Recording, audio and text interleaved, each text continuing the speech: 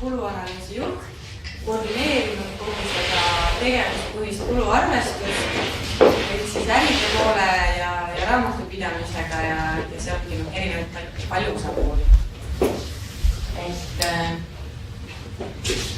Räägin siis kohe algan sellest, et mis on see vajadus, kus meil see vajadus tekkis ja siis juhtimisotsuste tööriist, et mille jaoks seda üldse kasutame.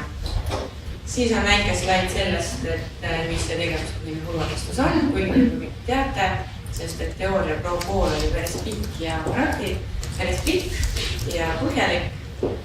Siis ma räägin Omniva tegevuspõhise kuluarvestuse komponentidest, et millest ta meil koosneb. Ja pikemalt siis räägin selle ülesehitusest ja metoodikast. Ja toon seal erinevaid näiteid. Hästi oluline teema siis, et kuidas see kulumudel raamatupidamisega haakub, et kellel on mis rollid, vastutused, et kes mida peab tegema ja et kuidas see nagu toimub. Ja räägin ka sellest, et mis töövahendit me kasutame ja kuidas me selle hankisime, tegime ka riigihanke ja kuhu me jõudsime siis, millise programmini ja millised üldse, mida me oleme kasutanud. Ja siis pikemalt näitan ka erinevaid raporteid, mida me siis kasutame ja seal on tegelikult päris palju arenguruume, sest et neid erinevaid vaateid on hästi palju ja sõltuvalt siis juhist, mida tema soovib näha, siis neid on võimalik üles ehitada. Ja lõpus ka välja siis, et mis on olnud õppetunnid, mida tuleb tähele panna, et mis on selle kulumudeli üleval hoidmisel hästi olulised punktid, kriitilised kohad ja mis on veel Omnival ka väljakutsed, kuhu veel edasi minna. Palju asju on tegemata. Vajadus. Omniva riigi ettevõttena tekkis vajadus sellest, et postiseadusesse kirjutati sisse. Et universaalset postiteenust osutab ettevõte peab siis oma nende teenuste kulukuse hindamiseks kasutama tegevuspõhist kuluarvestust. Kui ma ei eksi, see oli kuskil 10 aastat tagasi, kui see seadus oli ja siis me oleme ka 10 aastat sellega tegelenud. Ja milleks seda siis kasutatakse veel, et näiteks iga aasta on teenuse hinnastamised. Et vaadata, et mis hinnaga siis seda avalikku teenust samamoodi. Kui saad postiteenust, mis hinnaga pakkuda, mis on see kulubaas ja tegelikult universaalset postiteenust pakutaksegi soodsama hinnaga, kui tegelikult see oma hind on. Ja sealt on siis võimalik välja vaadata, sisse vaadata, millised on need protsessid, kus need kulud tekivad ja kus seda saab kokku tõmmata. Sellega me tegeleme. Ja loomulikult teenuse kasumlikkusest, et milline teenus on siis kasumlik, milline mitte, seda sealt vaadatakse. Hästi oluline asi, mida me ka vaatame, on siis ebaefektiivne tööaeg. Eks tegelikult see raiskamise pool, palju tegelikult eesliini töötajatest, siis kui palju on see aeg, mis kuulub selle teenuse reaalselt hinna kujundamise osas, kui palju on siis see aeg, mis võib nimetada kui vaba aeg või raiskamine. Ja seal on oluline aspekt erinevatel hinnangutel ja mõõtmistel, mille ma pärast jõuan. Ja samamoodi siis, milleks kasutatakse või ongi erinevate protsesside kitsaskohtade leidmiseks. Ja kuna Omnivas on toimunud mingi hetk mitmeid aastaid, on olnud tegevuspõhine kuluarvestus eraldi seisev osa juhtimisarvestusest. Ja nüüd lõpuks on need kokku viidud. Sest et tegelikult tegevuspõhine kuluarvestus kui selline toimub kvartaalselt ja juhid vajavad ju igaku otsustamiseks infot. ja oli samamoodi, see juhtimisaruandus oli selline traditsiooniline, kontopõhine ja siis keegi midagi aru sealt ei saanud, et kus meil ikkagi need kulud nii suured on, miks meil on nii, et kasvumarginaid ja siis oligi see tegevuspõhine kuluarvestus, aga kuna see oli vajadus just universaalse postiteenuse jaoks, siis need teised teenusejuhid väga ei kasutanud. Ja siis oli selline, ja nüüd lõpuks on see ühtluspõhine toimunud ja nüüd hakatakse ka seda kasutama eesmärgistamiseks. Siis ennem oli ka siin juttu hommikupoole, et seda kasutada osakonna juhtide ja teenuse aasta eesmärkide saamiseks, aasta eesmärkide panemiseks ja siis sealt tulemustasude maksmiseks. Ehk siis, et need asjad on seotud nüüd ühte potti, mis on väga oluline samm edasi. Siis on tegevuspõhine kuluarvestus.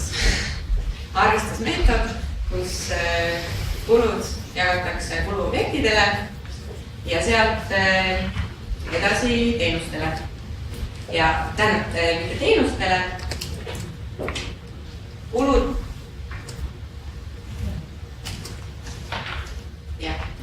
jagatakse kuluobjektidele, sõltuvalt siis nendest tegevustest, et läbi mis tegevuste need liiguvad. Ja siis ongi 2 etappi, üks on see, kus meil on raamatupidamised kulud, kulukontod, osakonnad, siis need suunatakse tegevustele ja siis tegevustelt läbi järgmiste käiturite kuluobjektidele. Ja kuluobjektiks võivad olla mitmed asjad, mitmed nagu objektid, et siin on hästi palju räägitud teenustest. Aga kuluobjekte võib olla erinevaid ja näiteks kliendid. Meil on suurkliendid, meil on väiksed kliendid, meil on erineva profiiliga kliendid, meil on kliendigrupil, et see võib sama teenus olla, aga mingil kliendigrupil on see odavam, mingil on kallim, erinevaid tegevusi tuleb teha. Suurklientidega käitutakse ühtemoodi, väikestega teistmoodi. Nii, nüüd ma räägin siis nendest komponentidest. Et nagu teooria pool siin ütles, siis ongi olulised komponendid on ressursid, tegevused ja kuluobjektid. Nende vahel on siis käiturid. On ressursikäiturid ja on tegevuskäiturid. Ressursikäiturid siis suunavad ressursid tegevustele ja tegevuskäiturid tegevused kuluobjektidele. Kuluobjektidele Omniva kasutab siis teenuseid ja plaanime ka siis kanali ja kliendi kasumlikkused ja kanali kasumlikkused, kuna siin on avalikus diskussioon, et mis siis on, et postkontorid kinni panna või pakkeautomaadid ja liigume pakkeautomaadi poole, mis on see kanali vaade. Küll oleme seda käsitsi Excelis teinud ja me juba teame, aga mudelis või sellisest seda veel meil üles ehitatud ei ole. Ja tegevused on liigitatud 4 gruppi. Eesliin või selline tootmispool, mis on protsessipõhised tegevused, ehk siis see on see tegevuste plokk oma hinnas, mis on nagu, kui me vaatame jääktulupõhist arvestust, et siis see on see esmane, need peavad kindlasti kaetud olema. Ja siis teine on protsessipõhiste tegevuste haldustegevused, et siis kui postkontori juhatajad, kes hoiavad postkontorid üleval, et neid eristada. Kolmas on müük, turundusteenuse juhtimine, millega ka ei saa, ja viimane on siis tugitegevused. Personal, finants, haldus, selline. Ja kui vaadata neid ressursse,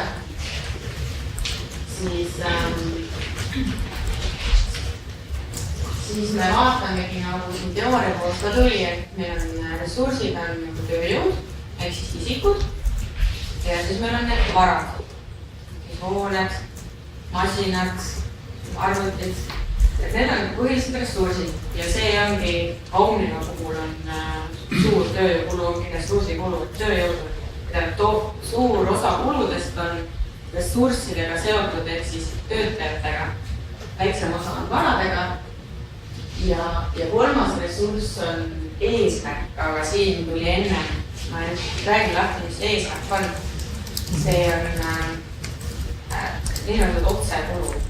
aga ma järgmine slaidi peal näitan seda otsekulu, mis ongi, et kui meil ei ole tegevuspõhise kulu arvestusega, et me kanname kulu kohe näiteks teenusele või siis erinevatele muudele asjadele.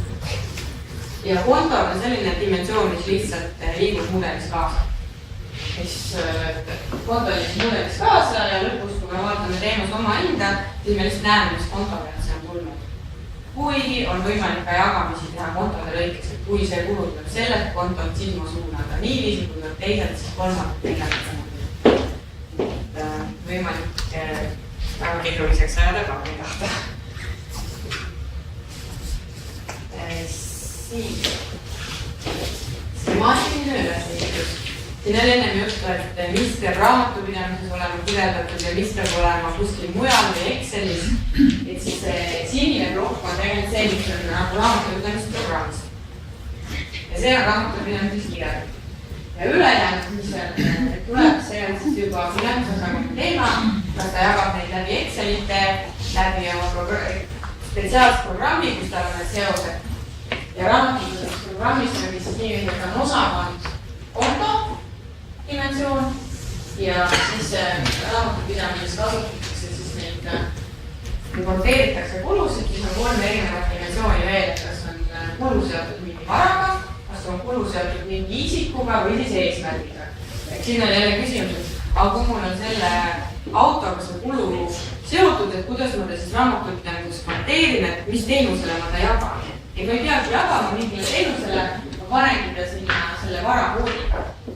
Ja siis finantsosakond võtab need andmed ja siis läbi ressursikäiturite juba jagab tegevustele.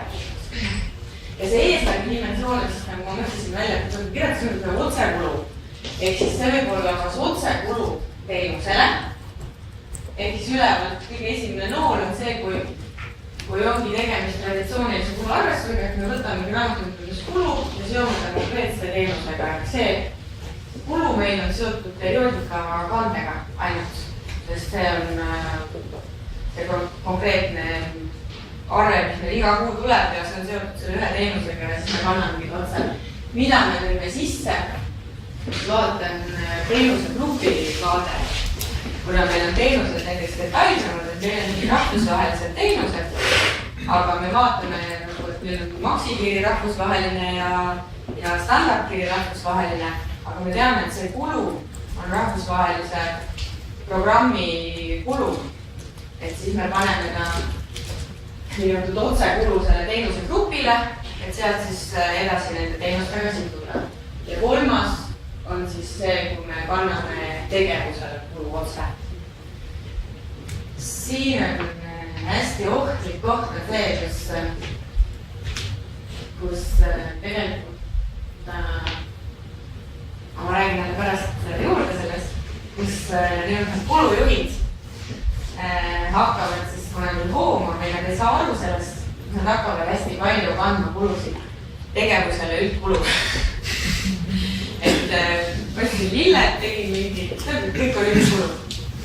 Ja me oleme sellest nüüd lahti saanud sellega, et me tegelikult oleme sidunud, et konkreetsel osakonna võivad olla konkreetselt nagu otsekulud tegevusele.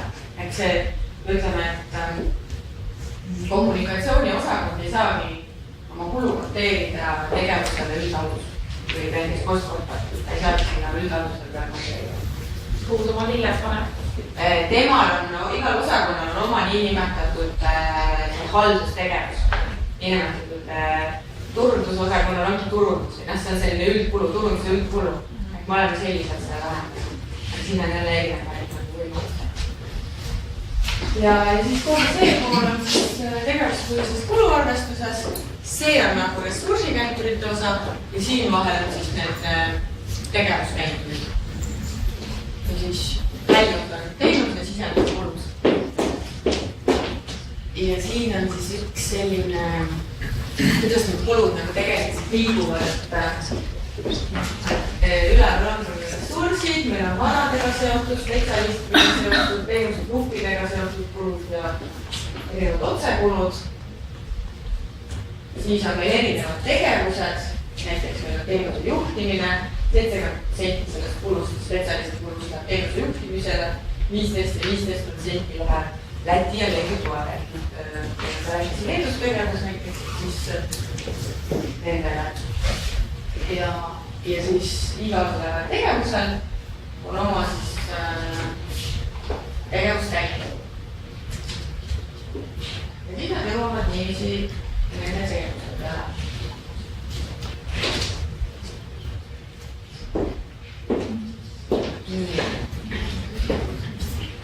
Aga milliseid käitureid kasutatakse?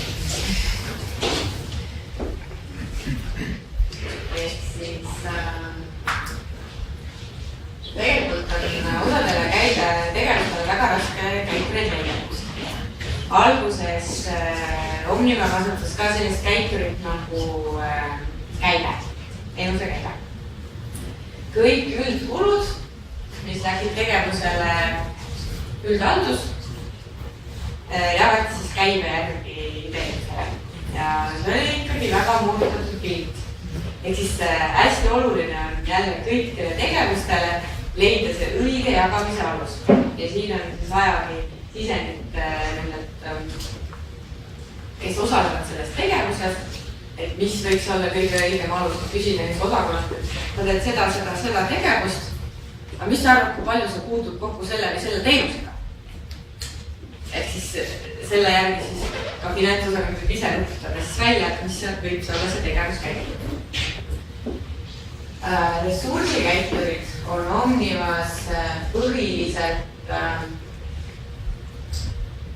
on kahte tüüpi ressursikäitureid. Ressursikäitur on siis see, et meil on kulud ja kuidas me kulud tegevuste peale jagame.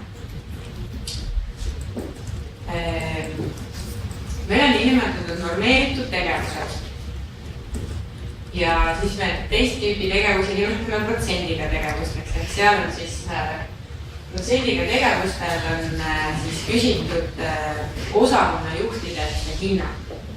Meil on tööjõuressurss, me küsime finantsosakonnalt juhilt, kui palju ta mingi tegevusega tegeleb. Konkreetselt siis töötaja või töötaja grupp. Ehk siis siin on hästi oluline osa, et osakonna juhid saaks aru, milleks seda vaja läheb, et need hinnangud oleks õiged ja neid vaadatakse Omnivas läbi kord aastas vähemalt. Siis aasta alguses või siis vastavalt, kui protsessid muutuvad. Ja teised ressursikäiturid on siis normeeritud käiturid. Saan aru, et see võib väga raske olla aru saada. Meil on põhiliselt eesliini tegevused. Ehk siis ma olen näite, et postkontorites väljastatakse erinevaid saadetisi ja ongi väljastamine leidmisel tegevus. Ja ressursikäituriks ongi selle tegevuse norm seotud selle teenusega, samamoodi igal teenusel ja tegevusel on oma norm, see on mõõdetud. Ja siis on need protsessipõhised fookused, mis on infosüsteemidest jooksevad läbi. Me teame, palju selles postkontoris väljastati seda teenust. Ja norm on tulenevalt siis normeerimise juhenditest, et on normeerimise juhend, meil on eesliini tegevused normeeritud ja see on hästi oluline sisendada sellele, et see tegevustel oleksid need normid võrreldavad ja õiged ja samadel alustel mõõdetud. Ehk siis siin ongi, kui näiteks ka mis meil ID-kaardi väljastamine või mingid sellised, eks ole, samamoodi, et tuleb klient, sul on vaja väljastada ja kaua see reaalselt see väljastamine aega võtab. Siis on ära mõõdetud erinevate töötajate peal ja saadud selline keskmine norm, see võtab aega 1 minut või 60 sekundit, võtab aega 60 sekundit. Ja samas sama töötaja seal väljastab ID-kaarte, aga ta väljastab ka näiteks juhilubasid või mingit muid asju. Ja siis aga juhiloa väljastamisel on võib-olla mingid muid fiinukesi asju vaja teha ja siis see võtab mingi teise aega. Ehk siis igal tegevusel on siis tegevusteenus ja norm. ja need samad ressursikäiturid, mis on kulude jagamisel tegevustele kasutusel, on ka kasutusel tegevuste jagamisel teenustega, siis need normid on seotud nii tegevusega kui teenustega. Ehk siis siin tegevuskäituritel me kasutame ka neid normeeritud tegevuste puhul on sama, mis ressursikäiturid, mis on nagu ühes kohas on sama ja teises kohas on sama, siis seoseid on seal hästi palju. Ja ülejäänud tegevuse käiturid ongi siis erinevad võivad olla teenuse kogused, palju viide kaarte meil väljas, eks ole, teenuse käive, siis on näiteks see, et erinevad teenused makstakse sularahas, siis on sularahas tasutud teenuste kogus ja näiteks tekib sellele tegevusele tekib otsekulu raamatupidamisest sularahaveoga seotud kulud, me ostame sisse teenust sularahavedu ja see on seotud otse tegevusega sularaha käitlemine. Läheb otsekulu, samas ka töötajad tegelevad sellega, kes seda vastu võtavad ja tegelevad mingisugust asjadega, siis ka nende tööajast läheb mingi osa sinna ja siis me saame sellele tegevusele erinevatest ressurssidest kulusid ja jagame ta siis sellise käituri puhul, mis on sularahas tasub teenuste puhul. Siis nendele teenustele laiali, milliste teenuste eest, kui palju maksab sularahas, milles maksab rohkem, milles vähem. Näiteks osad teenused, mida pakutakse ainult ärikliendile, siis nende eest ei maksta üldse sularahas ja nendele ei lähe seda kulu üldse. Ja kui ma ennem rääkisin, et see üldkulude jagamine, et see on tugitegevused ja sinna palju kulu minema ja siis me kasutasime sinna käiturit, käive, teenuste käive, siis nüüd juba mitu aastat kasutatakse sellist huvitavat käiturit nagu efektiivsed kulud. See tähendab seda, et me kasutame üldkulude jagamisel teenustele eelnevat peale jagatud protsessipõhiste kulude proportsioon. Ehk siis see teenus, mis on eelnevalt juba rohkem kulusid peale saanud, tema protsess on kallim, tema saab ka rohkem üldkulud. See on jälle vaieldav küsimus, kas see on õige.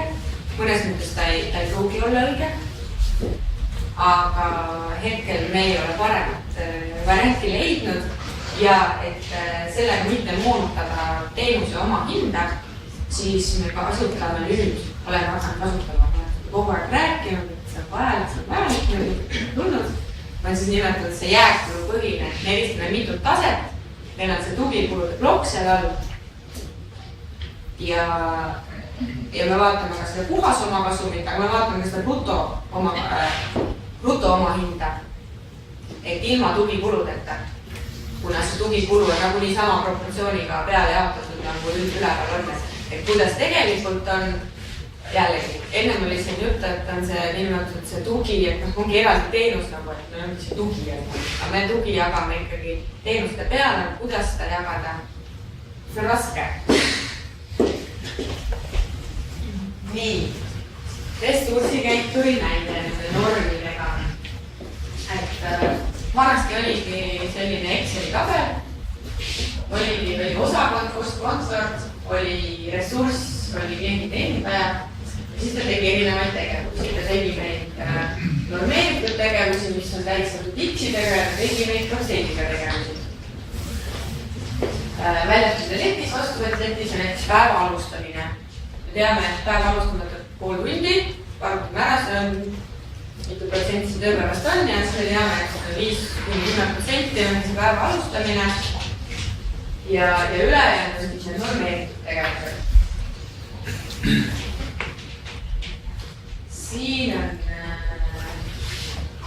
Siin on hästi oluline koht andmed kvaliteedid. Ehk siis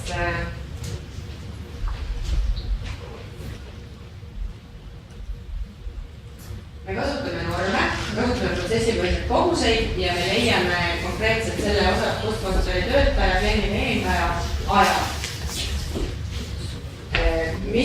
konkreetselt selle keskmise normiga, nende tükkidega, mida ta kulutas selle konkreetse teenuse osutamiseks, mis erinevate teenuste osutamiseks. Ja siis me teame, meil on ka see tööaeg mõõdetud, me teame, et kes palju normtunnid, palju keegi töötas reaalselt, siis on 80 tundi seal kes palju töötab ja võib tekkida selline olukord, tööaeg läheb lõppu. Ehk siis meil on normid, meil on kogused, me kulutame ära, saame mingi tööaja, mis me kulutas sellele teenusele, me saame, et see on 100, aga tegelikult tööaeg on 90.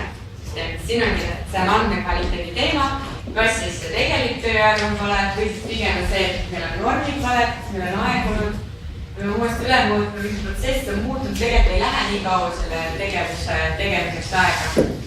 Ja see on mudeline raske koht, et võivad tekkida sellised errorid sisse. Kui tihti te üle vaatate oma norme? Vaatame norme üle vähemalt kord aastas ja neid hinnanguid, juhihinnanguid ka kord aastas või siis, kui protsess muutub. Aga tänapäeva maailmas see protsess kogu aeg muutub. Ja kogu aeg ta muutub, kogu aeg need äri mõtlevad midagi välja, et teeme nüüd nii, teeme teisiti. Ja sellest on selle üleval hoidmine nõuab hästi palju seda kogu aeg selle teenusprotsessiga kaasas käima ja kogu aeg sa pead äri ja finantspoole peal see info vahetust kogu aeg käima, kui midagi muutub, siis kohe tuleb see kajastada mudelis. Et siis siin ongi see, et slaidid lõpuks välja sõnastada, et kui me tahame normaalselt ja õigeks kulumudelit üles ehitada, siis see meeskonnatöö on hästi oluline. Et finantsid suhtleksid äripoolega ja raamatupidamine ja kõik nagu ja hästi oluline, et juhtkonna osalus ka. Et siis nagu usub sellesse. Kui suur meeskond teil seda kulumudeli haldamisega tegeleb otseselt? Otseselt finantspoolelt on 2 inimest. Et ei ole väga mahukas. Kas ta on taandatud täistööajale või 2 inimest? Kuidas? Et taandatud täistööajale 2 inimest? Jah. Kuigi ka see üks inimene tegeleb ka natuke muude asjadega seal ja... Ei, aga ainult kulumudeli ülevalhoidmisega. Et ta muu osa lisake välja hinnanguliselt. No 1,8. No 2. Ma pärast räägin ka, et üks on see, kes on tehniline pool, kes on seal programmis, kes teeb neid seoseid ja teine pool on siis see, kes suhtleb osakondadega, protsessijuhtidega, raamatupidajatega, äridega ja hoiab selle protsessi nagu kõiki neid muudatusi nagu monitoorib siis kogu aeg ja analüüsis siis vastavalt ka. Ja see ressursikäituri pool on selline keerulisem. Et ma hästi saan aru, kui paljud aru ei saa, sest mul oli endal kellest alguses raske aru saada ja tegelikult siiamaani paljud juhid, kes tegelevadki tegevuse juhtimisega ja ülevalpoolt, et siis ja kes nagu väga finantside kokku ei muutu, siis nende jaoks on päris keeruline. Tegevuskäituri näide on lihtsam, meil on seesama sularaha käitlemise tegevus. Me teame palju sularahas tasud erinevaid teenuste kirja eest tasud 2 korral, paki eest 3 korral ja reklaami eest 0 korda. Reklaami äriettevõtted ei maksa sularaha, siis me teame, et sinna sularaha käitlemisele kogu tuli kokku erinevatest ressurssidest 5000 eurot. Ja siis sama proportsiooniga, nagu see käitur ees on, et siis on kõik teenustele jaganud. Ja igale tegevusele määratakse siis parim võimalik tegevuskäitur.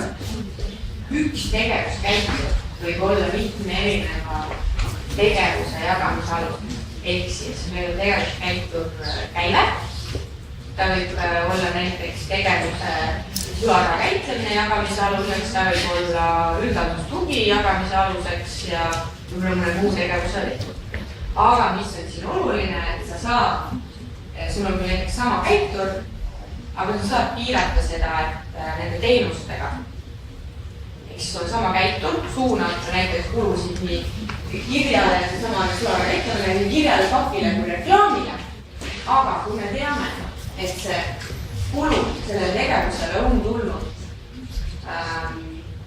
kirjastrateegilise osakonnast või kirjajuhtimise osakonnast, kirjateenustega näiteks, siis me suuname ta ainult kirjateenustele. Kuigi see käitur suunab ka pakile ja igale poole mujale, siis me piiritleme erinevad osakonna tegevuskondiktsioonid erinevate teenustega.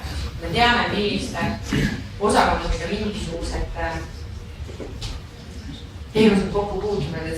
See on tulnud hiljem juurde, et alguses me suunasime igale poole ja siis tuligi need kulud jaotusid sellised, tuligi osakonna juht tuligi ütles, et see ärijuht ütles, et miks mulle tuleb paki ärijuht ütleb, et miks mulle tuleb kirja sorteerimisest mingid kulusid. Ehk siis seal ongi see, vahepeal ongi see käiturid, ongi mingid andmevead ja need kulud lihtsalt jooksevad nii, aga siis me piiritlesime kõikide osakondade, kus tuleb, siis ta ainult nende teenustega on seotud. Kuigi käitur võib suunata teda igale poole, siis see piiritlemine on võimalik. Ja see on vastu paremaks kindlustada. Mis teenuseid me vaatame, mis detailsuses ja kuidas seda leitud. Vaatame nagu kahte moodi vaatame, siis postiseadusest tulenevalt me peame vaatama universaalse postiteenuse teenuseid ja mitte universaalse postiteenuse. Ja siis neid universaalsed postiteenused, seal on meil täpselt ära märgitud, et kuidas me peame vaatama. Me peame väärtkirjad eraldi vaatama, täht ja ei saa seal nagu ise valida, et millist detailsust me tahame. See tuleb seadusest. Me peame seadusest kirjutada ja vaadata nii, nagu tegelikult vaja on. Aga see on teine teema. Ja siis see mitte universaalsed postiteenused, siis vabaturu teenused sõltuvad sellest, kuidas siis teenuse juht soovib neid näha. Ja teine on siis valdkonnad. Mis detailsus siis selle teenust vaatab? Et siin on teine ka küsimus, et kuidas me nagu vaatame. Omniva näitel ma võin ütelda seda, et teenuse juht tihtipeale, siis kes nagu vastutab selle teenuse eest või siis kui pakutakse nüüd avalikult, kes vastutab selle, siis tema ütleb, et mida ta soovib vaadata, millist teenuse oma hinda ta soovib näha ja kuidas ta nagu hinnastab seda teenust, siis sellist detailsust on vaja. Teenuse juht on erinevad. Kes tahab vaadata väiksemat detailsust, kes läheb nii veensusteni välja, et tahab seda, siis siin peaks finantsosakond nagu ütlema stopp. Et miks sa seda ikkagi vajad ja leidma selle optimaalse. Ehk siis ma tahan ühele mitte liiga detailselt ja mitte liiga üldiselt, vaid täpselt selline vajadus, et kus sa ka sellest nagu mingit vajalikku infot saad. Kui sa saad sellest vajalikku infot näiteks kord aastas, siis see võib-olla teebki selle mudeli kord aastas nii detailselt, sest tegelikult see võtab ka palju nagu aega ja ressurssi, kui sa kogu aeg üleval hoida sellist detailset vaadet ja siis koguma seda infot, et kui palju tööjõudu mingi tegevusega tegeleb ja siis kogu aeg need protsessid muutuvad ja sa pead kogu aeg hoida seda nagu tegelikkusele vastava. Ja siis pigem ongi see, et mitte nii detaili sellega minna. Ja teenuse vaade ka, et kuigi mingi kahel teenusel võib olla see, oma hind ikkagi sõltub selle, kas ta on nagu kas ta on nagu mitme paki saadetis või ta on nagu üks pakk korraga mitme paki saadetis on soodsam, siis tegelikult kui palju me vaatame seda, et siin on see jälle see keeruline küsimus, kuidas mis detail vaadata, et siin on see koostöö, et finantskindlasti ei tahaks nii detaili teha, sest et see on palju aega, et ärisul tahab hästi detaili alati ja siis me oleme ka leidnud sellised lahendused, et kui sa kasutad seda kord aastas, siis me teeme sulle selle kord aastas selle detailse vaate tsoonipõhine kaaluda järgi, et see on nagu, see mudel juba, mis praegust on, päris lihtsalt, sellel on miljon, 30 miljonit pidada, meeletult palju liidu, et siis võtab nii palju ressurssi, et need kulud jaotuvad. Me oleme seda lihtsamaks teinud. Aga mitu teemast, et praegu see on? Kuidas? 186 teemast praegu. Meil on jah, praegu 186 teenust. Kunagi oli seal ka hästi palju oli. Aga me tegelikult anname neid teenust kokku viia. Kas see 186 tuleneb siis seadusest või on seal need osa ise tahate jälgida? Osa on seadusest. Seadusest tuleb nii siit kui siia tuleb seadusest ja need on need, mis ise jälgime. Kuluarvestussüsteem on niimoodi üles ehitatud, et te saate ikkagi üle näha, mida meil ka vaja on reaalselt. Jah, saame küll, jah. Ma korra siin segan vahele, et 186 siis oleks võrreldav näiteks Sommi valitsemisalaga, siis seal meil oli hetkel praegu ministeerium ise pluss siis 10 tema valitsemisala asutust, kokku 230 on see teenuste portfell. Nüüd on jälle just, et kas see nüüd on nagu sobiv detailsusaste skaala vähe või palju, seda on nagu väga keeruline selles mõttes öelda. Lihtsalt tuleks püüda võib-olla endale meelde, et need ei ole staatilised asjad, need tuleb ümber vaadata, ajas pidevalt kohaneda, sest läbi enesekontrolli ja pidevalt haldamise tekib uus teadmine. Nüüd teeks natuke teiste konusid, nii nagu kostime. Kuidas siis vaadata, kui teenustel on ikkagi sama protsess, sul ei ole mõtet tahta, näiteks olge, et meil on ID-kaardi väljastamine, meil on autojuhi loa väljastamine. Kui seal on sama protsess enamalt ikkagi, võib-olla tõesti see mingisugused asjad on erinevad, sa võtad selle keskmise normi, mis nende kahel erinevad teenusel on, seda nii väike see, et sa vaatad midagi, kui ütleb tõesti, kui see lähebki liigiski selle suunas, et kas me saame üldse nüüd kahel teenusel äkki protsessi ühtlustada, me hoiame kulusid kokku sellega.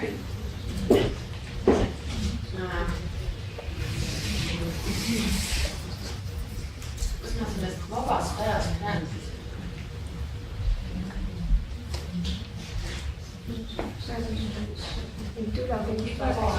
Ja siin on see, et nendel normeeritud tegevustel, mis on need eesliini töötajad, sealt tekibki see vaba aeg ju.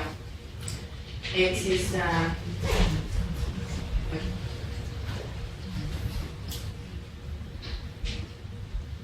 siis ressursid, kes kasutavad neid normeeritud tegevusi, seal on need normid, protsessikud kogused ja siis osakaal, siis on kogu tööaeg ja siis enamalt ei teki sellist, et on ülekogu, et tööaeg on lõhk, et pigem ikkagi tööaeg on väiksem kui see kogu tööaeg. Ja sealt tekibki enamalt see vaba tööaeg ja selle me toome ka arvates eraldi välja. Kui muidu me seda tööaega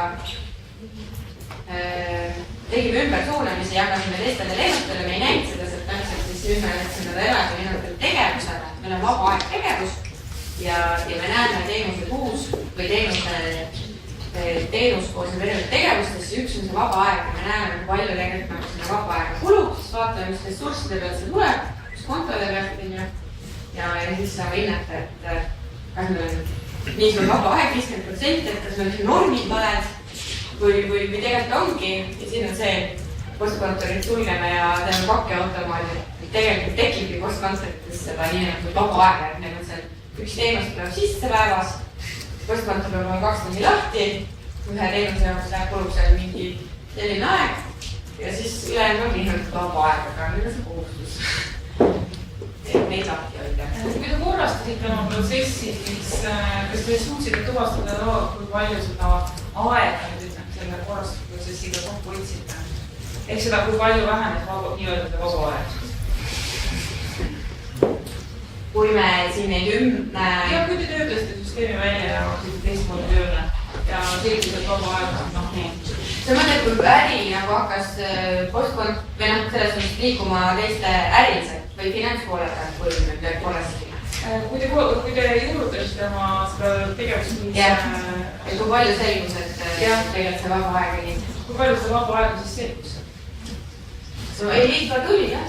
Ei, seda on ikka. See nagu kadus. Ühe teenuse põhjal me pärast näeme, aga ma olen näide, et sa näete. Mis on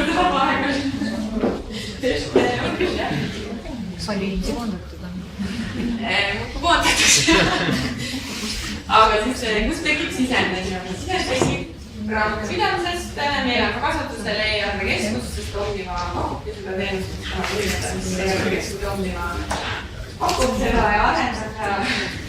Ja siis on need kulujuhid. Kulujuht on tegelikult ka meeletu kohtus. 170, 175. Aga meil on see kinnitusring on siis mitme tasemega, kes võib-olla esmaselt kinnitab ja konteerib selle kulujuht spetsialisti, see kõrgem juht, ja siis on järgmise taseme juht ja siis kõrgem juht siis ainult kinnitab. Ehk siis neid nimetatud konteerijaid on nagu vähem. Ja me tahame liikuda sinna suunas, et neid oleks veel vähem, et siis tsentraliseerida seda konteerijate hulka, kuna see pidev kulujuht peab koolitama, et kuidas konteerida, miks niiviisi ja need kulujuhid peavad aru saama. Kui need on nii palju, siis tihtipeale nad ei saa aru, et tegelevad oma tööajast väga vähe selle näiteks konteerimisega, eks ole, et on enamus on muid tegevusi kui see, et tuleb arvema konteerima ja tihtipeale läheb see meelest, kuidas seda konteerib.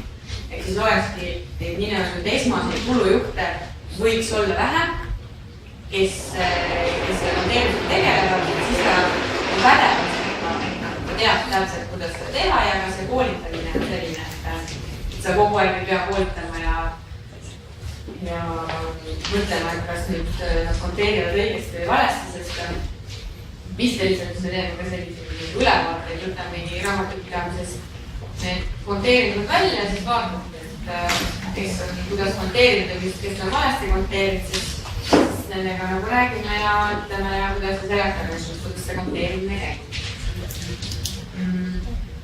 Mis tunnuseid see konteerija sellele arvele külge paneb siis? Omnibus tegelikult seal, tavaliselt konteeritakse konto osana. See on põhiline. Konto osana. Omnibus on veel, peale nende on veel 10 dimensiooni. Aga on kohustus märkida juurde siis kas see isikudimensioon, varadimensioon või eesmärgidimensioon. Tegevuspõhisest kuluarvestuse tähendab, üks nendest peab olema täidetud. Igal kontol on meil defineeritud, et see personali konto peab olema isikuline. Mingisugune amortisatsioonikonto peab olema vara. Et igal kontol on pandud need piirangud, et kui sa selle konto nagu valid, siis ta sinna ei saagi veel muu panna. Aga teil on tingimused, siis alati peab olema see konto osakond ja siis dimensioon. Üks nendest peab olema täidetud. 1 või 3? Ja, üks ainult. Kas isik, vara või eesmärk peab olema täidetud.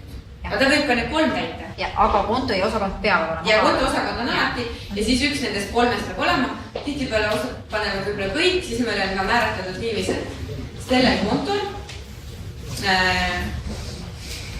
me eelistame alati vara. Kui on vara täidetud, me võtame selle mudelisse selle vara, kui vara ei ole, siis me võtame eesmärgi ja kui eesmärgi ei ole, siis me võtame isiku.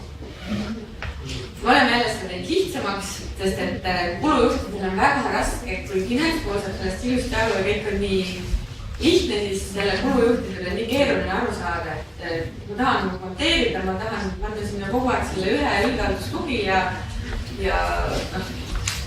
nende jaoks tuleb see kuidagi hästi lihtsaks teha, samas peab see finantsile söödav olema ja lõpuks ka peab nende lendadesse söödav olema, et saaksid sealt õigid numbrid.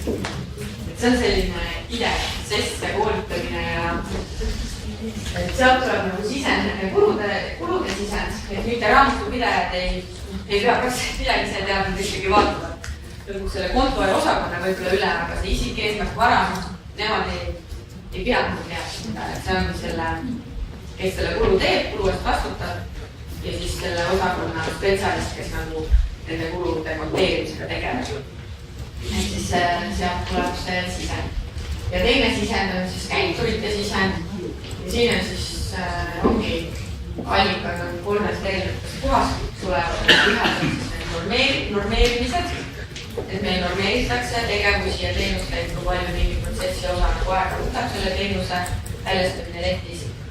Siis on need hinnangud juhtidel, et finantsosakonna juht ütleb, et selliste üldiste tegevustega meil vanast, üks asi veel, töötajate puhul vanast oligi selline ressursitabel, kus oli meil kõik töötajad eraldi välja toodud. Paljud tööd 2 tuleb. Ühesõnaga, et hästi detailne kõik. jube äge detailne, sinna kulus nii palju ressurssi, et me kõik need saaksime tegevused ja asjad seal. Tegelikult see nagu midagi juurde lisandavust ei loonud, sest et finantsosakonna kõik töötajad praktiliselt teevad sama asja, või sa võid võtta keskmiselt. Keskmiselt finantsosakonna töötajad pakuvad tuge äridele 80%, 10% siis on see Läti ja 10% Leedu asjad, mis on konservist, ütleme, aastaselt 7 postist välja, küll kontserni sees, aga need teenused, et siin oli ka see, et pakutakse välja, et pakutakse teenused, raha osutamine, et sa annad nagu Läti või annad Leetu või annad haigekassale mingi raha, et siis see on nagu üks teoga. Ja need hinnangud, need peavad nagu õiged olema. Ja pigem siis mitte liiga detaili minna, vaid võtta selline erinevad ametitupid või siis veel pigem üldisem alguses kui detailselt. Ja siis kolmas on need tulevad erinevatest andmebaasidest, vastasüsteemid, tööaja, töötajate numbrid, kõik erinevad süsteemid meil on. Siis sealt tulevad need hästi oluline, siis see ka nendes, kui neid andmebaase on hästi palju, siis võivad need andmed olla topelt või ja osades andmebaasides on ka selline, kus tegelikult töötajad sisestavad ise. Ja siis võib sealt need vead tehtud asjad. Ehk siis andmekvaliteet on hästi oluline ja kulujuhtide koolitused, siis sellega peaks ka finantspoolele jälle keegi tegelema kogu aeg. Kuidas te seda andmekvaliteeti kontrolli all suudate hoida? Mis te teete selleks, et seda kontrolli all hoida? See on väga keeruline asi. Normeerimine ongi see, et jällegi siis tuleb ärijuhtidelt tuleb siis hinnanud ka, kui teenusel mingisugune kulu on ikka suurelt, kas on mingi normid õiged ei ole. Siin olemas ka jälle selle ärijuhist, kes on pädevad, kes ei ole pädevad, jällegi, kes nagu annab sisendit rohkem, kes ei anna. See on normeerimus teema, siis see hinnangud, see kvaliteet, see on jälle, aga okei, see andmebaasidest, et kus nagu see, Ja rohkem inimesi, seda rohkem eksimusi, eksimine on inimlik. Ehk siis, neid süsteeme on ka nii palju ja tegelikult on Omnivas ongi võetud ka nüüd suund sinna, et andmekvaliteedi korrastamise peale üks inimene, kes vaatab need kõik üle, mis andmed ja siis me oleme jõudnud sinna, et peaks olema üks inimene, kes on nagu andmeanalüütik või keegi, kes vastutab siis nende, et kust mingeid andmeid siis lõpuks saame ja kuidas need tulevad. Koos IT-ga tuleb siis need andmekvaliteed nagu korda saada ja Omnivas on ka selle probleeme. Aga nüüd on see, et liigutakse, arendatakse uut seda programmi seal tootnud selles suhtes, et EPIS asemel ja kassa ja kõik nad lähevad ühte ja siis hakkaks sealt kogu info tulema. Pigem on selline üks nagu kindel kui mitu erinevat ja siis nad dubleerivad, et seda teab, kus nagu on dubleeritud, kus ei ole, tuleb uued inimesed jälle keegi jääb, kõik võib-olla paaritud. See on selline raske. Kas teie kulumudelid on ka liidestatud need automatiseeritud mingisuguste teiste infosüsteemidega? Või mis etapis te neid seda andmekvaliteeti kontrollite, et ups, nüüd tekkis hälve sellesse teenuse hinda? Jah, neid on, ütleme, et osad on automatiseeritud, osad ei ole, osad võetakse käsitleda, osad üldse kogutakse. Jällegi, seal on Exceli vahel.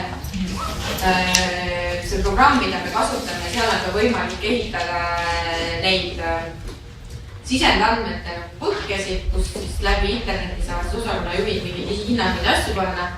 Samas, seal on ka jälle küsimus, kui õigesti nad need panevad ja kas nad seda üle käe ei lase ja panevad sinna midagi ära ja siis nad panevad andmed. Miinestatud, jah, sinna poole liigume. Aga praegu ei ole? No nii ja naa. Järjest vähem peame käsitööd tegema. Et kui me teeme kvartaalselt aruannet, kui vanasti oli niivis, et praktiliselt üks kvart võttiski aega selle asja kokku panema. Et siis pidev kontroll, kas meil üle aeg igasuguseid sellised käsitööd nagu meeletult palju, siis nüüd näiteks eelmise aasta mudeli saime kokku siin jaanuari lõpus juba, et kuu sulgetakse, või üldse veebruari keskel, et kuu ka sulgetakse kuskil jaanuari keskel midagi nad teevad. Kas selle töö, selle kuu aja töö hulka te panite ka selle analüüsi poole, et ainult andmete kokku panemine kuu aega? Tegelikult mis infosüsteemi te kasutate? Ma jõuan selle. Okay. Kuu aega, ütleme, et see on see, et sul on need normid, sa päris kuu aega ei lähe. Ma tegin selle SMED-i ja seal tegelikult nädalaga on ka võimalik kokku panna, aga see on see, et pidevalt jälle mingid andmed muutuvad, siis sa pead jälle üle tõmbama ja siis sa jälle... See on analüüs juba, see on juba analüüs ju, et sa analüüside tulemid juba. No, analüüsid leiad, et on vale ja kandad üle ja hakkad otsast teha. No, jah, nii ja näha.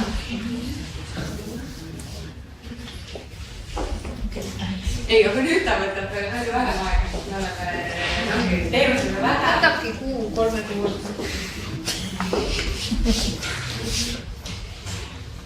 Kuna me selle kokku saime? Aga tee sellest.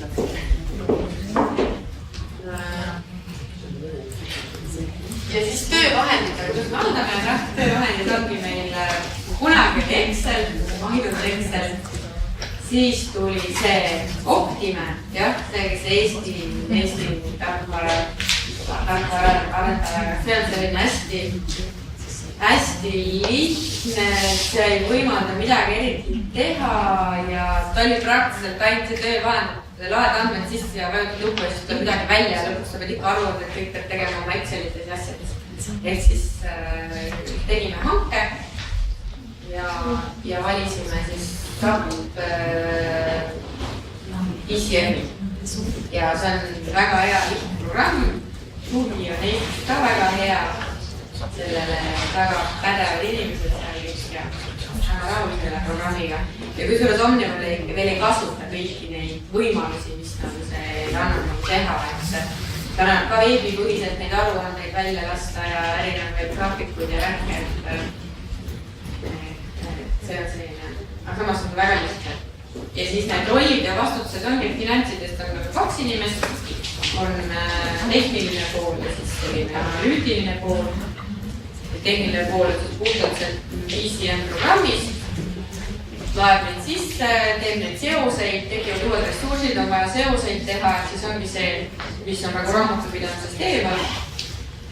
Ja teine analüütiline pool on siis see, kes suhtleb äridega, protsessid muutuvad, peab seda kohe sisendina selle tehnilisele poolele, et nüüd need. Ja siis analüüsib neid tulemusi ja midagi seal on. Siis loomulikult, kes on hästi oluline lüliast kulujuhid, kes esmased bakteeriad, kes neid andmeid, siis kulud hakkavadki liikuma nende pealt, et need kulud on bakteeritud. Ja kui seal on vead sees, siis tulemus on ka vead sees. Ja väljumist on ka vead sees. Et see on hästi oluline, et siis finantside pool, see analüütiline pool, siis pidevalt koolitab neid, kuidas konteerida, miks nii ja siis hoiab silma peal, et need oleks ka õigesti konteeritud, kui ta näeb, et mingi kulujuht on valesti konteerinud, siis ta nagu räägib temaga ja nii. Kas teil see kulujuht on teenusomanik? Ei, kulujuht on kuluomanik või kulujuht. Aga miks teil rollid ja vastutusel ei ole teenuseomanike loetelus? Kuhu see tema vastutus jääb? Jaa, siin võiks olla teenusejuht siis ka. Et tegelikult teil ikka on, eks ole, teenusejuht hoiab sinu peal. Ja teenusejuht siis vaatab seda väljundit ja siis kust need kulud tulevad ja siis teenusejuhid on ka väga olulised ja siis jälle väga õigesti, kes on teenusejuhid ja siis analüütiline, finantside analüütiline pool siis suhtleb ka nende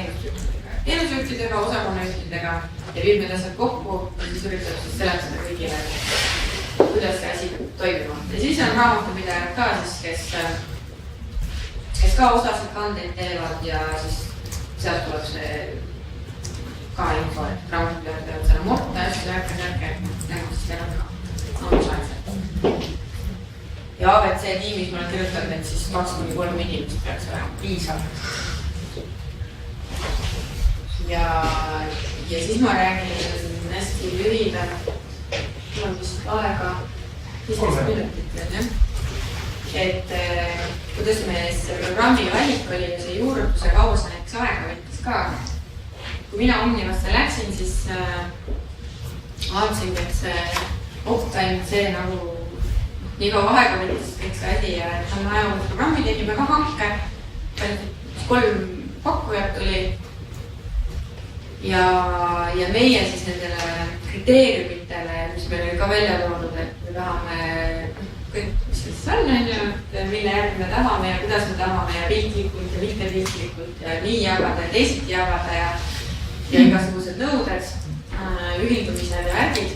Et siis see SAP-i poolt pakutav tundus meile kõige parem ja me tegelesime siis pool aastat oli selline nagu kiire periood, et ikkagi see koostöö ja ülesehitusena struktuur ja mudel ja siis teine pool aastat oli siis pigem Omniva enda sees, et need andmed ja seosed ja asjad kõik siis lõpuks toimub mingi aasta läheb ikka selle peale siis, et see nagu toimub saada. Aga siiamaani kogu aeg liigub edasi, kogu aeg on vaja teha, et siis selline, aga jah. Ja selle, kui avalik sektor siis läheb siis nende tegevuskusi kuluarvutusse peale, siis selle ülevalhoidmisel mina leian, et on 3 hästi olulist komponenti, et see nagu püsiks nagu usaldusväärne. On andmekvaliteet, millega võib tegeleda, et siis kulujuhtide koolitus, andmebaasides need andmed, see õigsus, et kas siis pidevalt kontrollida või see ongi, et seda juba ennetada, siis välja töötada need, et need oleks juba õiged. On meil mingi kontrollid ja asjad peale. Siis teine pool on see teenuse protsessid, õigeaegne, et kogu aeg, kui teenuse protsessid muutuvad, et siis see nagu kaardistus oleks ka seal mudelis olemas. Kogu aeg tuleb jälgida seda teenusejuhtidega, kui midagi muutub, siis see peab olema informeeritud finantsosakonda ja kohe nagu muidu jällegi mudel annab sulle vale tulemuse. Ja 3. on see, et juhtkonna usaldus sellest mudelist, siis on hästi oluline, sest et kui sa teed seda mudelit ja küsid neid andmeid ja kulutas neid ressurssi ja kui seda keegi kasutab või kui nad vaatavad, et okei, aga ma ei usu või mis iganes, siis jällegi sellest ei ole kasu. Et Omniva on jõudnud sinnani, et sellega, et nüüd juhtimisarvamus ühtlustasime siis selle ABC-ga, siis usaldus on suurenenud. Ja mis seda usaldust suureneb on ka see, et tehakse seda asja nagu natukene lihtsamaks ka, et mitte nagu nii detaili ja sellist asja, et alustada nagu üldisemast ja need olulised asjad ja alati saab detaili minna edasi. Mis oli ka selle juurutuse protsessi, ma mäletan, oluline asi, mis meile ka üteldi, et meil on mudelis sees kõik kontod. Nad samad nagu avaliku sektori kontoplaan, kõik kontod on sees, praegu ka. Ainult siis personali kuludel on võetud see plokk nagu kokku, sest seal ei ole nüüd sotsiaalmaksu ja asja siis vaadata eraldi. Ja nagu alguses oligi, et seda on vaja, aga tegelikult keegi ei vaata seda kontotaset ja see kontotase nagu tekitab ju seda, et seal on neid andmeid nii palju seal ja mahukas ja kõike ja tegelikult ongi, et meile soovitati, et ärge võtke kontotaset, et võtke mingid nagu kulugrupid või sellised, et ma ei tea, ongi, et sa ei pea vaatama elekter ja gaas ja kõiki nagu eraldi, vaid võtadki nagu mingid gruppide kaupa kulud näiteks sisse. Me võtsime ikka, ei meil vaja kõik kontod. Ja nüüd nagu tegelikult vaatad, et tegelikult ei ole seda vaja. Et võtad üldisemalt ja kui tekib vajadus, saad alati minna detaili. See on nagu mingi õppetund, mis nagu, mida võiks nagu jälgida, et mitte alguses minna liiga detaili. Kas selle tarkvara valiku kriteeriumides, kui need said kätte juurde ära, kas nüüd tekkis mingi kriteerium endal veel juurde või kukkus mõni kriteerium ära, mida tegelikult ei tahtnud see vaadata? Pigem kukkus ära. Et meil oli ikka, et me tahtsime kõike ikka väga ägedalt ja kõike, aga lõpuks nagu nii palju ei läinudki vaja ikkagi, aga vähemalt need on kõik olemas. Et saab tulevikus nagu edasi minna. Täpselt see, et see veebiaruandlus on seal, sa saad sealt nagu lükata neid aruanded, aga nüüd liigub IT poole pealt nagu teistmoodi edasi, et meil on mingi teine platvorm ja hoopis sealt hakatakse raporteerima ja see on nagu, kuidas siis nagu teha, aga võimekus on nagu sellel olemas ja aga jah, pigem jah, kukkus ära, et me kaardistasime ikkagi kõik, mis me tahtsime, et nii pädev nagu oli see teadmine, mida me tahame. Minul üks küsimus, et kus te hoiate neid teenuskaarte, et see teenus vajab sellist ressurssi, sellise eesmärgiga plaanin selliseid tükke, et kas teil on mingisugune infosüsteem, on ta teil veebis kuskil kodulehel, oma intranetis? Kunagi oli meil Oracle'i programm, teenuse maja või protsessimaja, sest seal oli nagu kaardistatud. Ja siis sellega mina siis üritasin ühtlustada, et see nagu vastaks sellele kogu aeg või sellega nagu hoida. See ei olnud nüüd, see oligi käsitsi pidid vaatama, et see ei olnud nagu automaatselt. Ja siis meil oligi ka selle programmi hankel see, et ta peab nagu selle programmiga suhtlema, et siis automaatselt tuleksid ja kõik need kaardistused ja asjad. See võimekus on olemas. See Oracle'i pakutud protsessimaja on kinni pandud. Seda programmi keegi ei kasuta enam. Ja nüüd oligi mingi aeg oli tühja maad, et ei olnud kaardistatud kuskile. Nüüd on Omnivas on protsesside osakond loodud, kes siis nüüd hakkab uuesti protsesse kaardistama ja tegeleb sellega, aga finantside poole pealt meil on siis tegevuskulu kuluarvestuse juhend ja siis praegused kokku ja siis nende lisadena me oleme pannud siis meil on Excelis nagu kirjeldatud need protsessid ära ja siis me oleme selle lisadena siis pannud juurde, et siis see kiibel, kus nagu kõik peab olema käiturid ja asjad kirjeldatud ja niivis on ja kui midagi protsessis muutub, siis me seal ka muudame, et siis ta on nagu meil juba seal Excelis olemas, kuigi jah, see võis ka mingi programm välja. Aga täna ei ole näiteks, ütleme Erman laidast Excelit, eks ole, et Excel on ka hea, et näiteks ongi, ma ei tea, ühiskaustas kuskil, enne kui mudelit käivitate, kontrollite need. Ei ole, jah. Ei ole, jah. Okay. Et selle võimekus me jah tahtsime, et nagu see automaatselt protsessiga läheks ja nii, et see nii palju muutu selle. Jah. Mul on küsimus selle sama teema kohta, natuke teise raskursi on. Ma sain õigesti aru, et teil oli 186 teenust kuskil. See tähendab, et peaks olema kuskil 186 protsessi, suurusjärgus, mõned mitte. Ja nende protsesside haldamiseks on eraldi protsesside osakond ja siis on eraldi protsessi maht. Teenuse juhid on need, kes on see, kes jälgib, et see protsessi kirjeldus on võimalikult liin, võimalikult streamline'itud ja võimalikult vähe on sellist müraselt, et kes on selle omanik? Teenuse juhid. Ja nemad räägivad siis protsessi osakonnaga. Palju see protsessi osakonnast neid nutineid on ja neid haldareid? Praegust, see on alles loodud, siin aasta alguses tulid inimesed ja nad hakkavad järjest siin. Praegu on sellist 4-5 inimest, jah. Et nad nagu hakkavad sellega tegelema. Muidu iga üks osakond tegeles oma protsesside asjadega, et kuidagi tähendab centraliseerida, et protsessid nagu oleks nagu ühest kohast juhitud. Aga see on jah selline. Muidugi oligi, et mina finantsosakonnast nagu viisin kokku siis seda protsessi, siis see, kes protsessi juhtis, on teenuse juht ja siis osakonnad on nagu maanteks on teenuse juhid ja siis osakonnad ja siis tihti peale tekkis selline asi, et kui kirjateenuse juht näiteks tema ütles, teeme nii, ja teeme sealt osakonnast, kui tema tahab oma teenusele võimalikult vähe kulusid saada, siis ta tegi oma protsessi niiviisi ümber, et tema saab võimalikult vähe kulusid, aga see tekitas teistele osakondadele palju kulusid juurde ja nüüd teistele teenustele läheb.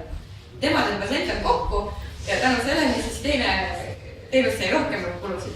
Ja nüüd me oleme selle protsesside osakonnaga rohkem liikunud sellest suunas, et ärijuhid, teenuse juhid teeksid koostööd siis selle osakonnadega, et nad vaataksid ka sellist üldist pilti, et igaüks ei liigu ainult omas suunas, vaid me liigume nagu ettevõtte kasumlikkuse suunas. aga need ei ole ju kõik unikaalsed selle 86 teenusejuhti, et üks inimene võib olla mitme teenusejuht. Meil on neid valdkondi, kus me vaatame 4-5 sellised ärivaldkonnad, ära tuleb näide ka. Äkki peab need näited ära näitama. Siis nagu nii ja me tegime väikse vertikaalanalüüsi ja näidati seda, et Omnival on hästi suur see meil on rahvusvaheline äri, seal on hästi palju otsekulusid, 94% rahvusvahelise äri teenusest ongi otsekulud. Ja kui meil oleks ainult see äri, siis me ei peaks tegelikult kuluarvestust tegema. Praktiliselt kõik, mis meil tuleb, need Hiina värgid, kõik on otsekulu sellele teenusele suured kulud ja läheb sinna. Kui see rahvusvaheline äri välja jätta, siis on posti ja paki äril on enamus on siis protsessipõhised, need kulud on siin. Ja siis nende vahel, et kuidas sa nagu jaganed, kõik nagu läbivad seda kandetegevus ja kõik nagu saadetised lähevad sinna ja sorteerimist lähevad kõik ja trafiga ja kõik saadetised ja et kuidas sa siis jagad, et kuna see osa on hästi suur ja seal on nagu otsekulusid on vähe ja siis ongi see tegevus, mille kuluarvestus nagu vajalik, et need kulusid saaksid jagada. Hiljuti ma läksin ehitussektorisse ka vaatama ja seal ei ole üldse vaja tegevuskulud kuluarvestust, seal ongi see objekt, sul tekivad selle objektiga kulud ja see, mis on üldkuluna, see ongi see hoia siis mingi 10%, 5% tasemel ja ongi okei. Aga siin on just selline vaade. Ja siis neid näiteid veel, et teenuse oma hind, teenuse nimi, erinev teenuse grupp, teenuse valdkond, saame lahti triilida ja kokku panna igati pidi.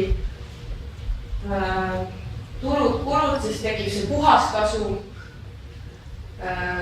tekib see omahind, siin on ainult see puhaskasu või puhas omahind toodud, aga siin on ka see nii-nagu brutotase, et ongi tegelikult see mingi teenus on puhaskasu on kahju, siis tegelikult see brutokasum ei ole.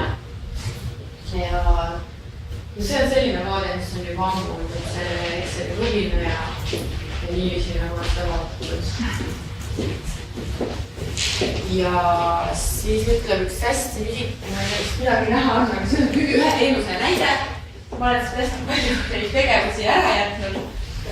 Aga siin ongi need otsekulud, kulud teenuse grupile, protsessipõhised tegevused, protsessipõhised tegevuse haldus, teenuse juhtimine, müük ja siis need tugid. Ja siin on see vaba aeg. Näiteks selle teenuse oma hinnast 6%, 37 000, 38 000 eurot on nii-öelda vaba aeg. Siis tulebki vaadata, et kus see tekib, mis ei on seda on palju. See on üks teenus. See on jah ühe teenuse näide. See tervikuna. No erinevatel teenustel on erinevad, kus on neil ei ole midagi. Kas seda sunnitud vaba aeg ka kohati või selles sunnitud enne võtsid, et on kontor, eks ole? Jah, ta ongi selles mõttes jah ongi, et me tahamegi, sellepärast ongi see, et jah, ta on pigem seal kontorites tekibki see. Aga seda teate, palju on sunnitud vaba aeg ja palju on nii-öelda kohvi joomisega? Seda me ei tea. Aga siin on jah see 6% näiteks vaba aeg, siis see tugi, mis on nimetatud see brutotasemest allpool, siis moodustab mingi 16%. Tegelikult on nagu päris suur tugi, aga siin ongi see, kuidas siis need kulusid sinna suunavad. Kas nad on ikka õigesti selle tegevuse peal või ei ole. Ja siin on siis see ressursitase ka. Siin on siis juhatus, otse kulu selle tegevusele, siin on hinnaga seotud kulu, siin on spetsialistidega seotud kulu. Ehk seda arvunat on võimalik keerata igat pidi, et see on hästi detailne vaade.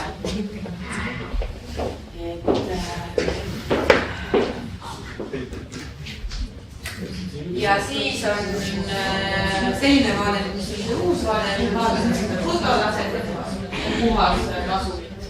Ehk siis teenuse juhtile ka ütlen, et seda, mis nüüd tugitegevused siis peale tuleb, et selle jaotus on hinnased need efektiivsete kulude alusel on praktiliselt kuni siiani kulu, sama proportsiooni alusel jagada selle üldkulud, ehk siis ongi vaata, siin on ka veel üks tase vahe tegelikult, vaata seda brutotaset, seda taset 2 sinna puhas kasu. Sina ei saa juhtida neid et sina seda oskad protsessi teenuse juhtida. Protsessi, mis on need erinevad valdkonnad, saab jälle teenustele lahti tellida. Siin otse kulub järjekordsoonis samamoodi.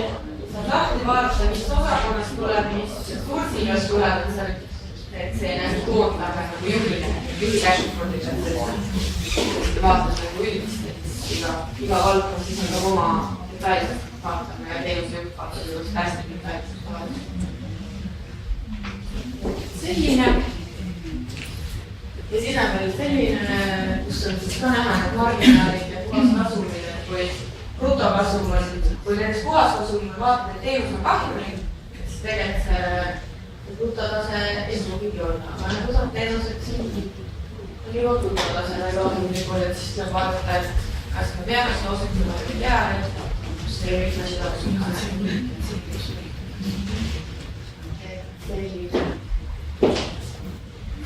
Ja siis viimane slaid ongi, et õppetunnid ja väljakutsed.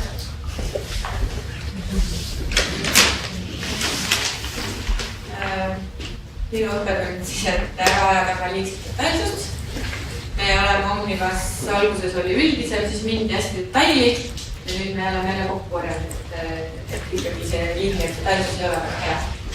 Siis on andmekvaliteet ja protsessidega kaasas käimine ja Omniva väljakutsed on veel see, et meil ei ole tegevuspõhist eelarvestust, kuhu suunas liigutakse samamoodi, aga eelarvestus käib ikkagi praegust osakonna ja kontopõhiselt.